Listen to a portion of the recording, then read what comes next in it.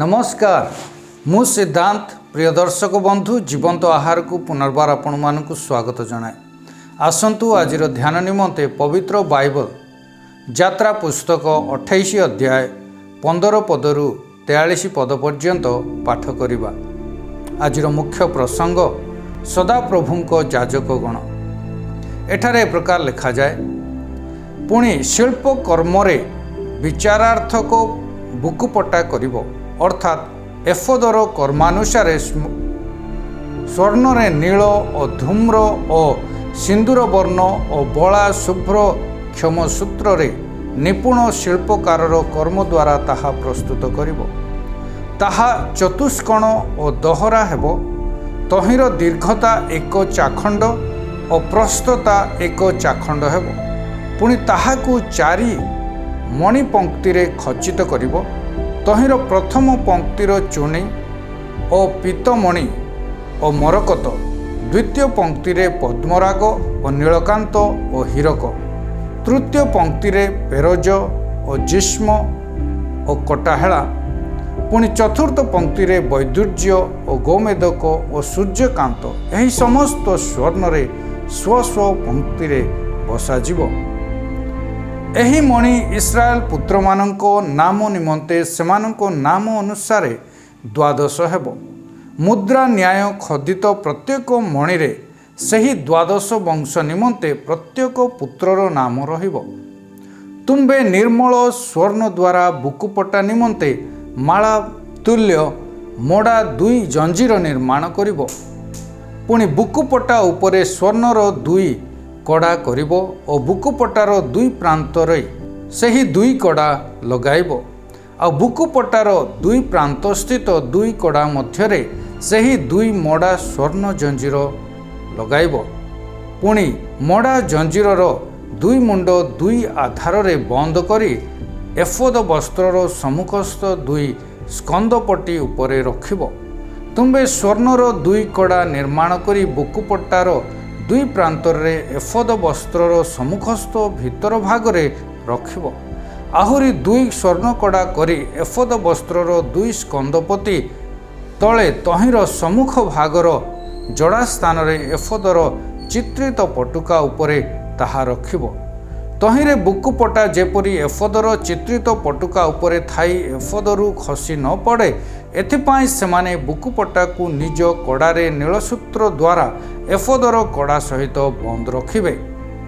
जो समय हारण पवित्र स्थान रे प्रवेश करिबो, सही समय सदाप्रभुंको सम्मुखरे नित्य स्मरणार्थे से विचारार्थक बुकुपटारे इस्राएल पुत्रगणर नाम सकल आपना हृदय उपरे बहन करिबो। सही विचारार्थक बुकुपटारे तुम्बे उरीम और तुमीम अर्थात दीप्ति और सिद्धि रखिबो।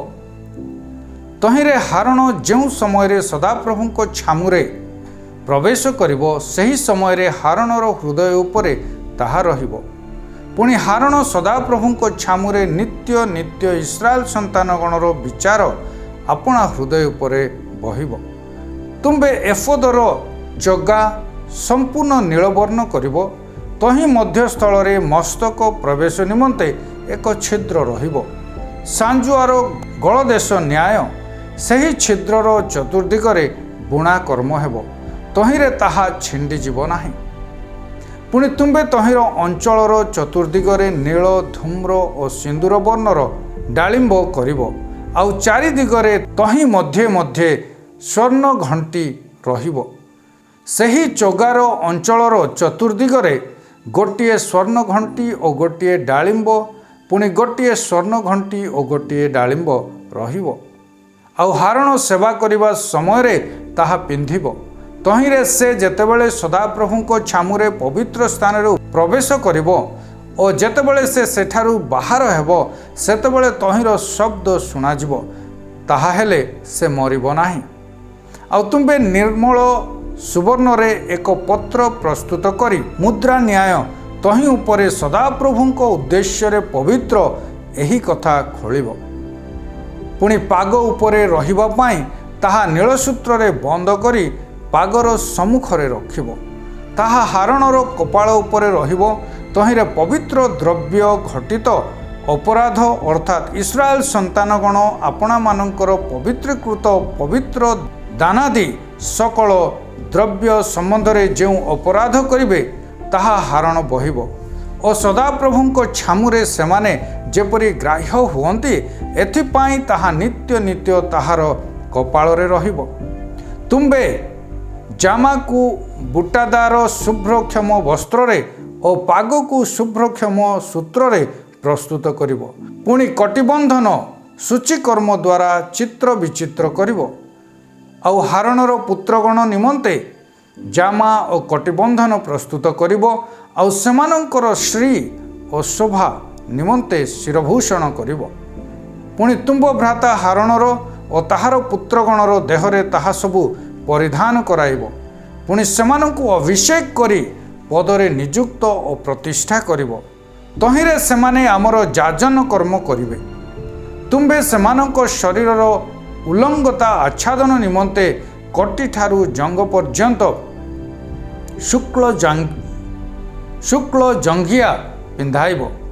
पुणी जेतेबेले हारण और ताहार पुत्रगण समागम तंबुरे प्रवेश करिवे किए बा पवित्र स्थान रे सेवा करिबा निमंते बेदीर निकटवर्ती हेबे सेतेबेले सेमाने जेपरि अपराध करी न मरंती ए निमंते सेमाने एही वस्त्र परिधान करिवे। एहा हारणर और ताहार भविष्यत वंशर पालनीय अनंतकालीन विधि हेब। पठित शास्त्रांश रे प्रभु आम समस्त को आशीर्वाद करंतु। आसंतु आजिर पठित शास्त्रांश को बुझिबा निमंते चेष्टा करिबा। जाजक मानक एफद सहित विचारर बुकुपटा गुड़िक संलग्न कले। इस्राएल 12 गोष्ठीर नाम सहित खदित पत्थर गुड़िक एही बुकुपटा सहित संलग्न होइथिला। ईश्वरंक इच्छा जानिबा उरिम एवं तुमिम दीप्ति और सिद्धि बुकुपटारे रखागला। ईश्वरंक जाजक माने सदाप्रभुंक उद्देश्य रे पवित्र बोली खदित शुद्ध सुवर्णर पत्र को जाजक माने पिंधिथिबा पगड़ी सम्मुख रे बंधागला। जाजक माने मध्य सेमानंकर नम्रता एवं यथार्थता रक्षा करिबा पाई अंटारू जंघ पर्यंत अंतर्वस्त्र पिंधिबाकू पड़ुथिला। ईश्वर किए अटंती आसंतु आम्भे माने चिंता करिबा। ईश्वर अपना इच्छा आम निकटर प्रकाश करती।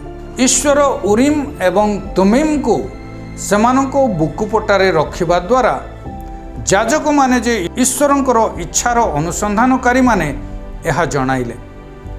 आज आमे पवित्र आत्मा एवं बाइबल रो आलोक माध्यम रे ईश्वरंक द्वारा चालित हेउछु जहाँ ईश्वरंक इच्छार एक नथी बा अभिलेख अटे। ईश्वरंक इच्छानुसारे मु ठीक एवं भूल को बुझी पारुअछि कि आजिर शास्त्रांशरू ईश्वर आमको कौन शिखाते आसंतु आमे माने चिंता करिबा। 36 रु 37 पद अनुसार ईश्वर जाजक मानू सदाप्रभुंक जाजक बोली खदित शुद्ध सुवर्णर एक पत्र सेमानंक पगड़ी उपरे रखिबा पाए निर्देश देइथिले। एहार कारण थिला जे से सेमानंक उपरे एक सत्य छापिबाकू चाहुथिले जेपरि सेमाने जाजक भावरे जीवन यापन करिवे।